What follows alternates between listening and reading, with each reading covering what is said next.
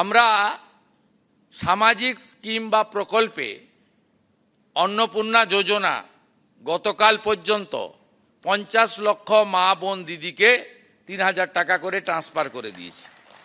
প্রথম দিনই আমরা 28,25,769 জনকে দিয়েছি। এটা আমাদের সবচেয়ে বড় অ্যাচিভমেন্ট। এবং এখানে ফর্মে প্রথমে সমালোচনা হয়েছিল 2-3 দিন, কিন্তু পরে সবাই বুঝেছেন যে সরকারের টাকা, জনগণের টাকা, ট্যাক্সের টাকা এভাবে জলে ফেলা যায় না। 2,20,00,000 লোককে আগের সরকার লক্ষ্মীর ভাণ্ডার দিতেন, তার মধ্যে আমরা ধরেছি 27 লক্ষ এমন লোকের নাম ছিল যারা ভোটার লিস্টে নাম নেই।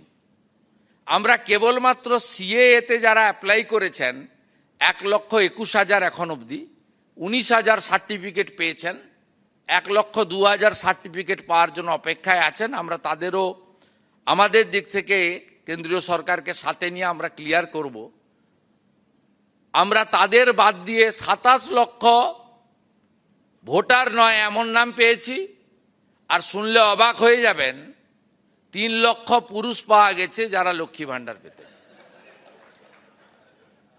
তার মধ্যে চিত্তবাবু আছেন, শুধু জঙ্গিপুর ব্লকেই 4,500 পুরুষ পাওয়া গেছে মুর্শিদাবাদে।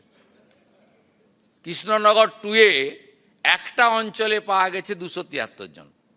কি ভয়ঙ্কর দুর্নীতি! আপনি হিসাব করে দেখুন, এই 30 লক্ষের টাকা বছরে কত হাজার কোটি টাকা হয়, 1,500 করে হিসাব করলে।